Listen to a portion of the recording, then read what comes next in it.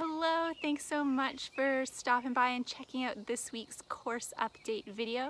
It is going to look a little different than the past few that you have seen. So if you are watching this on Monday for Movie Monday as one of my Patreon people, then this is actually the first day of the start of my last week of teaching, which is relevant to why this video is different. And for those of you that are watching this on Friday, for Film Friday on YouTube, then you are watching this on my last day of teaching for the school year. So why does that matter? So because we were getting close to the end of the school year, I actually ended up being quite busy this past week because I was tasked with putting together the school's yearbook, which is super exciting, but was definitely taking a lot of my evening time, which meant I wasn't able to dive into my courses the way I had the past few weeks. But I did get to spend a lot of time on Canva doing a lot of creative design, and it's the same program that I use for a lot of my editing for my Instagram photos. And so I wanted to share a bit with you this week about Canva and share some of my favorite features. Some of which I'm not sure if they're new or not. They're definitely new to me and I've been using them a lot. If you're not sure what Canva is, it is a free online design program ultimately that you can use for a variety of different things. They have a free version, and so if you want to check it out, I'm going to give you a link that allows you to get one free pro item when you use it, and I'll get one too. Okay, so one of my favorite things about Canva is that they do have an online version so that you can be doing your edits and designs right on your computer.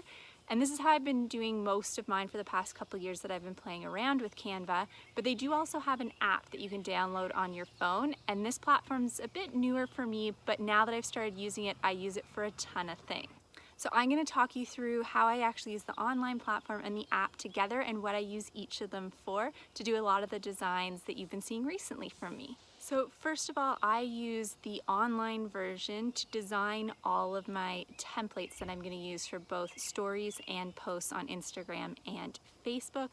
Why I do this is because I love working with a bigger screen. I'll even use my external monitor for this so I can zoom right in and get detailed and really clear with my design templates. And that way I don't have to be doing it all on a little screen. I have an iPhone 8, it's a decent size, but it's nothing super big, and so I really like having that wide screen, and I design everything first with templates so I can have my logo on it, any words that I want, any fun effects and features, and then when I'm ready to actually put a picture in, I can either do that through the online one or through the app. So next, after I create my templates, I can use either the online version or the app to upload the photo or short little video that I want to include into the template. And why I love this so much is because about half of the stuff that I include isn't actually shot on my iPhone. It might be from my GoPro or my Osmo Pocket or a digital SLR camera. And so this way I don't have to keep trying to transfer things back and forth across different devices. Then once I have my photo or video uploaded and into my template, I can choose to either download and save it to my computer, where then I can use one of the other programs on my computer to upload and schedule a post, or I can download it to my phone from the app, which I then can directly send it through Instagram or Facebook that way, and that's definitely the one I use for all my stories. And so a reason why I really love being able to use this mix of online Canva on my computer and the app on my phone is because I actually have an iPhone and a PC. And even though they do talk to each other, it's maybe not as smooth as if I was to have a Mac with my iPhone or if I switched back to an Android with my PC. So having Canva available in both places and easily updating back and forth, it's super easy for me to design in one location, make an edit in the other, and download however I please. Okay, so if you've been seeing any of my recent Facebook stories, you will notice that I love using fun, bright colors and having a nice fade of colors throughout. And so I wanted to share with you what I love about Canva that makes it easy for me to do this with the free version. So this is all using an element called gradients. And I use the free one that is actually a fade from purple through to black. But what's really great is you're actually allowed to edit those colors. So you can pick whatever two colors you want to use And then I move on over to the transparency feature for my gradient and knock it down a bit so I can actually have my gradient laid over one of my pictures or over whatever fun background that I am putting in. Now, something that I did discover when doing this is that it seems when I do this with a photo and then I go to download it through the app, there's no problems at all. But if my template that I was using included any videos and I'd used one of these gradients, when I went to download it through the app, it automatically converted it back to the base color of purple and black instead of the colors I had chosen. So if you're trying to do this and you run into the same issue, I've come up with a bit of a hack, and the way I do it is instead of using that specific free gradient, I go and look through some of the other gradients that exist for free. And a lot of them are some like really fun bright colors already, and there isn't necessarily a ton to choose from in the free section. And they're usually weird, funny shapes. But what I end up doing is pulling the one over that I like the colors of most. I then use the crop tool to make it into either a square or a rectangle so that I don't have all the loops. And then from there, I do the exact same thing. I play around a bit with the transparency, but I don't muck with the colors. I think a lot of them you might not even be allowed to change the colors.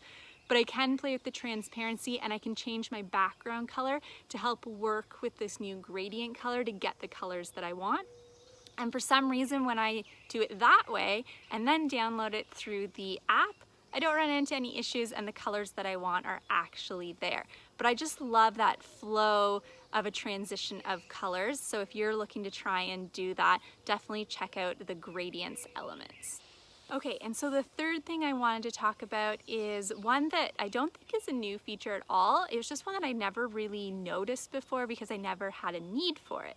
But you will notice in Canva that they already have a bunch of templates and they're already sort of grouped into what type of media you're creating. So you might be creating a Facebook post, a Twitter post, a social media post, aka Instagram, or something else. And what I love about that in Canva is it gives you some ideas, it gives you a starting point, but it also gives you the right dimensions that you need. Now that's great and all, and the social media post one, you'll notice they're all squares, at least in the free version. I have no idea what's available in Pro, but when I go into the free, I only have the choice to make a square, which is the default for Instagram, but sometimes the picture I want to share with you all looks better portrait, looks better landscape. And so I wanted to be able to still have the right dimensions, and none of the other templates were quite exactly bang on, and I didn't want to have to worry about putting this beautiful design together, going to then upload it, and noticing that things were cropped out. So this feature that I want to share with you is all about how you actually create a custom design that allows you to have custom dimensions. Now, because I do schedule a bunch of my Instagram posts ahead of time, in order to do that, the feature that I use only lets me do them in the perfect layouts, the perfect ratios for Instagram. So that does mean that when I am creating a landscape, I do have to do that 1.91 to 1 ratio, which is that 1080p by 608p. And so that's what I use as my custom dimensions. If I try to do anything that's a little bit narrower for my landscapes, I actually am not able to then upload them properly unless I put them on to the iPhone and then upload them through the iPhone app, but I would have to do that the moment I wanted to post, and sometimes that doesn't work for the schedule that I'm running when I'm still teaching or still doing something else. So that's what I love, that I can create the exact dimensions that I want for the programs that I'm using. So those are 3 of my favorite things about Canva so far. Hopefully there's at least one that you maybe weren't aware of or hadn't played with too much, and this will inspire you to go and get creative. If you want to see a bit more about what I've been doing and playing around with these features, be sure to go check out my Facebook and Instagram. Especially on Instagram, you're going to notice that I'm playing around a lot more with portrait and landscape. My hands are the wrong way for that. Portrait and landscape pictures, and especially trying to get my logo and my hashtag words out of the square that shows up in the feed, because I did want them on the photo, but I didn't necessarily want them on the feed, so I'm playing around with that, so you can go take a look and tell me what you think. and of course my stories, which are archived both on Instagram and Facebook. You can see some of those and see what I mean by designing a template that I can use over and over again by simply throwing new photos or videos in and changing up a bit of the text really easily. Anyways, check them out. Let me know what you think. Let me know in the comments what you like best about Canva. And if you haven't tried Canva at all yet, there is a link in the description so that when you use it, you'll get a free pro element, and so will I. So thanks for checking this out. Thanks for stopping by. Now that we're into the last week of school, I'm gonna have a bit more time on my hands to jump back into my courses and bring you another course update next week. So we'll see you then. Bye. Ooh, we've got a bumblebee.